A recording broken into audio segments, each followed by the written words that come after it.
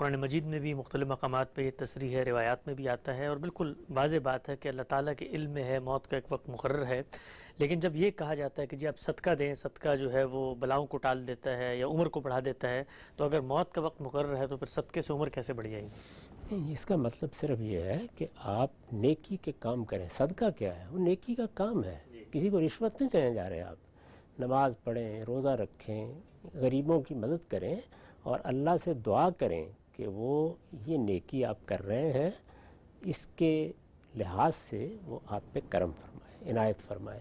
تو اللہ تعالیٰ نے آپ کی زندگی، آپ کی موت، آپ کی بیماری، آپ کی تکلیف، آپ کو آنے والی آزمائشیں، ہر چیز میں بعض چیزیں طے کی ہوتی ہیں، بعض معلق رکھی ہوتی ہیں. اسی کو تقدیر معلق کہا جاتا ہے. یعنی اس میں طے ہوتا ہے کہ میرے بندے کا یہ معاملہ ہوگا تو میں بھی اس کے لیے یہ فیصلہ کروں گا. تو ان چیزوں کے لیے اللہ سے درخواست کی جاتی ہے. سارے معاملات اس طرح نہیں ہیں کہ ایک جگہ لکھ دیے گئے ہیں اب وہ اسی طرح ہوں گے. بہت سی چیزوں میں اللہ تعالیٰ بندوں کے ساتھ ایک زندہ تعلق رکھتا ہے. میرا بندہ دعا کرے گا میں دے دوں گا، میرا بندہ درخواست کرے گا میں قبول کر لوں گا، میرا بندہ یہ نیکی کرے گا میں اس کا اجر دوں گا اس کو. تو یہ ساری چیزیں ہمارے اختیار پر چھوڑ دی گئی ہیں. ہم وہ کام کرتے ہیں تو اللہ تعالیٰ کے فیصلے بھی اس سے متعلق صادر ہوتے ہیں. نقطہ واضح ہوگا. ہم سب آگے بڑھاتے ہیں سلسلہ گفتگو کو. اچھا یہ بیان کیجیے کہ ہم سے بھی صدقے کے بکرے کا ایک تصور ہمارے بر صغیر میں بہت آتا ہے. پہلے جب ہم پڑھتے ہیں جو اسلام کی تاریخ ہے وہاں پر یہ چیز نہیں تھی. یہ کوئی ہمارے ہاں پیدا ہوئی ہے؟ یعنی صدقہ تو دیا جا سکتا ہے مال کی صورت میں بھی، لیکن ہمارے ہاں، اور قربانی ویسے نفلاً آدمی کرتا ہے، لیکن ایک بڑی ہمیں نظر آتا ہے روایت، جب بھی کوئی مسئلہ ہو کہتے ہیں جی آپ صدقے کے 2 بکرے دے دیں. تو یہ ہمارے یہاں کوئی پیدا ہوئی چیز ہے؟ توہمات سے پیدا ہوئی چیز ہے. چونکہ پرانے زمانے میں جو مشرکانہ مذاہب رہے ہیں ان میں یہ تصور ہے کہ خون بہا دیں تو بلائیں ٹل جاتی ہیں. اسی طرح سے بعض علوم کے ماہرین یہ باتیں کرتے ہیں، جیسے علم نجوم کے ماہرین ہیں، اور بعض ایسے علوم و فنون ہیں جن میں خون بہانا، جانور کا سر کہیں رکھ دینا، اسی طرح کی بہت سی چیزیں بتائی جاتی ہیں. ہمارے دین کا اس سے کوئی تعلق نہیں ہے. دین میں جانور کی قربانی کی جاتی ہے. قربانی ایک عبادت ہے. یعنی قربانی نظر کی عبادت ہے. نظر کی کم سے کم عبادت قربانی ہے. یہاں سے نظر شروع ہوتی ہے.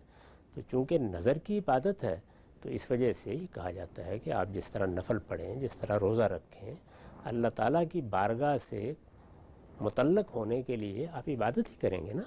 کوئی دعا کریں گے، کوئی تسبیح کریں گے، کوئی مناجات کریں گے، اپنے رب سے کوئی بات کرنا چاہیں گے، نماز میں کھڑے ہو جائیں. خود قرآن مجید نے کیا تعلیم دی؟ استعینوا بالصبر والصلاۃ، یعنی صبر و استقامت سے کام لو اور نماز کے ذریعے سے مدد مانگو.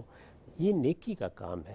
جب آپ صدقہ کا لفظ اختیار کرتے ہیں تو اصل میں ہمارے ہاں تصور ایسے ہے کہ جیسے کوئی افزانہ دیا جا رہا ہے یا کوئی چیز کسی دیوتا کے سامنے پیش کی جا رہی ہے. ہرگز نہیں، یہ قربانی ہے. اور قربانی کی حقیقت کیا ہے؟ نظر. یہ عبادت ہے. آپ کوئی عبادت کرتے ہیں اور عبادت کر کے اللہ سے دعا کرتے ہیں.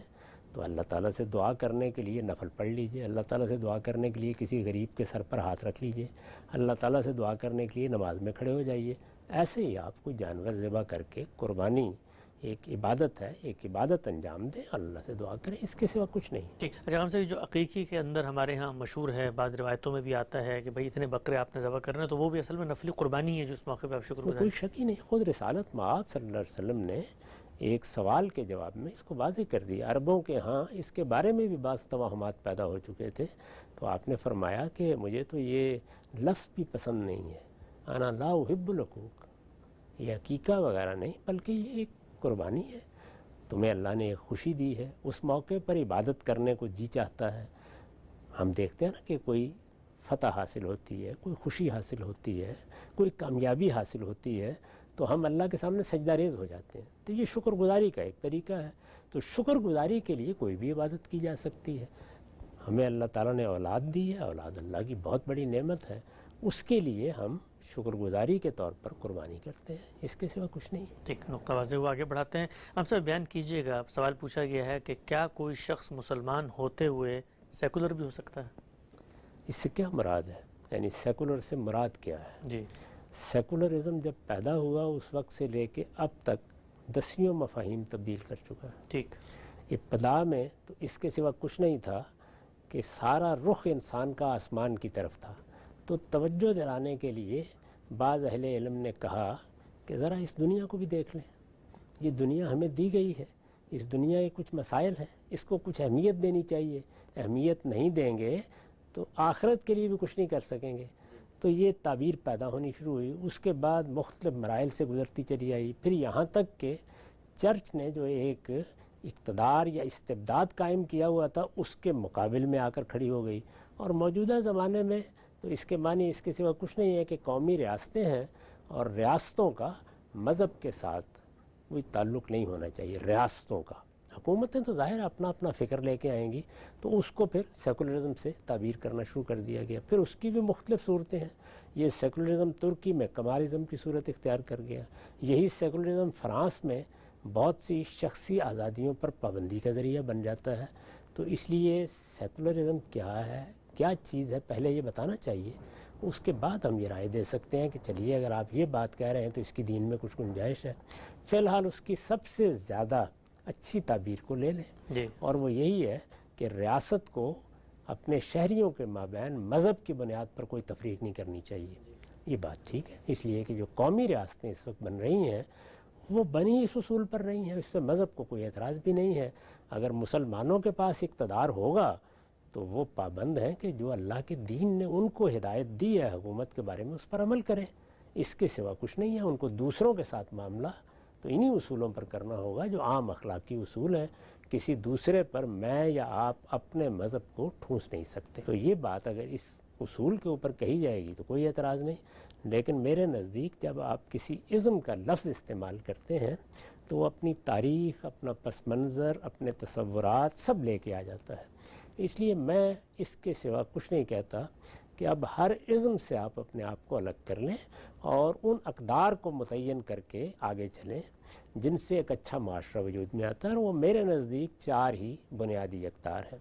اور میں کئی مرتبہ دہرا چکا ہوں کہ انسان کے بنیادی حقوق کا بہت اچھا شعور پیدا ہو گیا، اس میں کہیں کہیں غلطی ہو رہی ہے، وہ ہم بحث کر کے دور کر سکتے ہیں۔